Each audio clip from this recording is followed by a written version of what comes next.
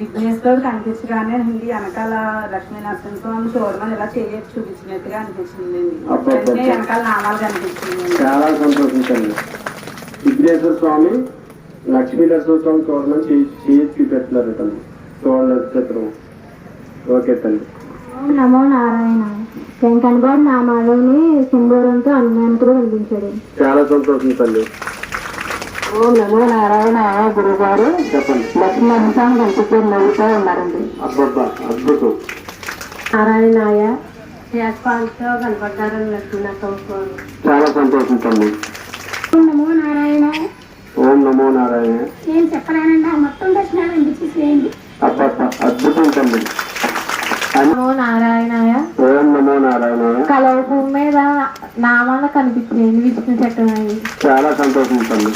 ఓం నమో నారాయణ. అదే వచ్చిన సేవకి రెండో రోజుని తులసికోటలోంచి అమ్మవారు కనిపించారండి. చాలా సంతోషం అమ్మా. ఈ రోజు అయితే గంధం రాసినట్టు అమ్మవారికి అయ్యగారికి అనిపించింది. చాలా సంతోషం తల్లి. ఎప్పుడు నాకు స్వామివారి కళ్ళు మూసుకుంటే కనిపిస్తారు. ఈ రోజు కనిపించలేదు. నాకు ఉదయాన్నే గబగబా స్వామివారి దగ్గరికి వచ్చేయాలని వంట చేస్తున్నాను. నేను చేస్తుంటే గెంజి దాకా వచ్చి పాలనే పడిపోయి, అయినా సరే నాకు మంట రాలేదు. స్వామి నమో నారాయణ అన్నాను. మంట అంతా ఏమైపోయింది, ఎంత పొక్క కూడా రాలేదు. స్వామివారి దగ్గరికి వచ్చి దర్శించుకున్నాను. ఓం నమో నారాయణాయ. లక్ష్మీ నరసింహస్వామి శివతాండమాన్ని చాలా సంతోషం తల్లి. నేను ఇంటిగా రమ్మండి కలుడు పప్పుని పాపం తెద్దాం అనుకున్నాను. అరటిపూడి అక్కలో చూపించారు. అక్కలో అంటిపూడి కూడా తెమ్మని. ఇప్పుడేమో 2 దెమ్మల కోళ్ళు ఎంత తిరుగుతున్నాయండి. చాలా సంతోషం తల్లి.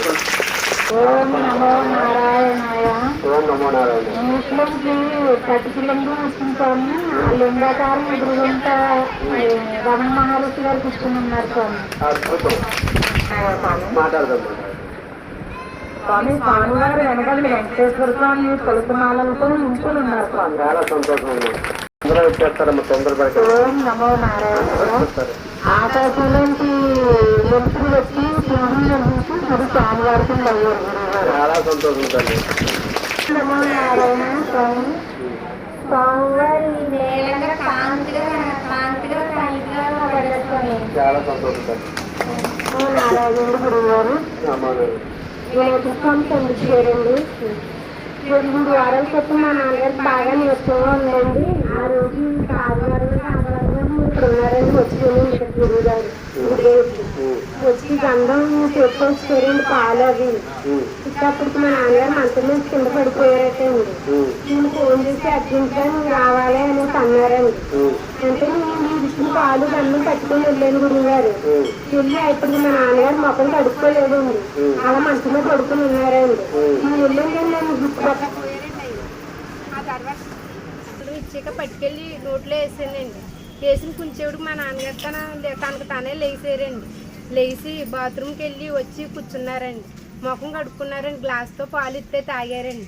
తనకు తానే సాయంత్రం లేచి సైకిల్ వేసుకుని బయటికి వచ్చేసారండి.